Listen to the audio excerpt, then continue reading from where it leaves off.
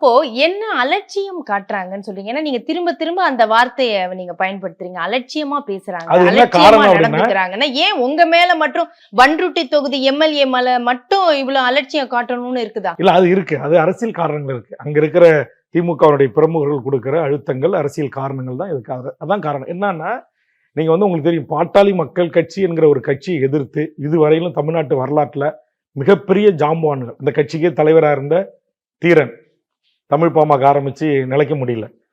மிகப்பெரிய கோடீஸ்வரன் வீர வன்னியர் சங்கன் கட்சி ஆரம்பிச்சு ஜெகத் ரட்சகனால நடத்த முடியல. மிகப்பெரிய அரசியல் சாணக்கியன் என்னுடைய உறவினர் பண்ருட்டியார், அவரு மக்கள் நல உரிமை கழகம்னு ஒரு கட்சி ஆரம்பிச்சு நடத்த முடியல.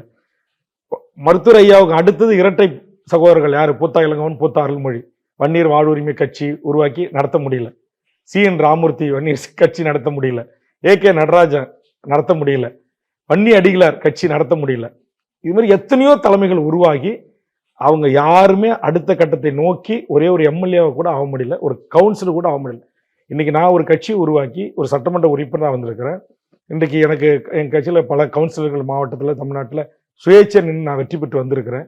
ஆக ஒரு அரசியல் ஆளுமையாக வர்றேன். போன முறை நான் அதிமுக வேணாம், திமுக வேணாம், காங்கிரஸ் வேண்டாம், பிஜேபி வேண்டாம், வேல்முருகன் தனித்து தமிழக வாழ்வு முயற்சி களங்காணும்னு சொல்லி நான் தேர்தல் களத்தை சந்தித்தேன்.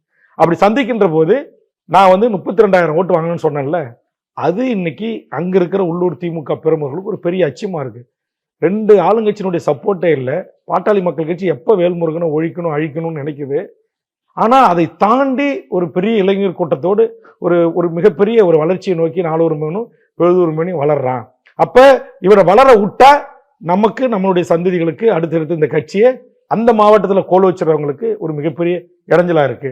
அதே மாதிரி சீனியர் அமைச்சராக இருக்கவங்களுக்கும் வேல்முருகனை வளர விட்டா அது நமக்கு நாளைக்கு ஆபத்தா முடியும் அப்படின்னு கூட அவங்க நினைக்கலாம். உங்களை கண்டு பயப்படுறாங்கன்னு எடுத்துக்கிறேன். கண்டிப்பா என்னை கண்டு பல பேர் பயப்படுறாங்க.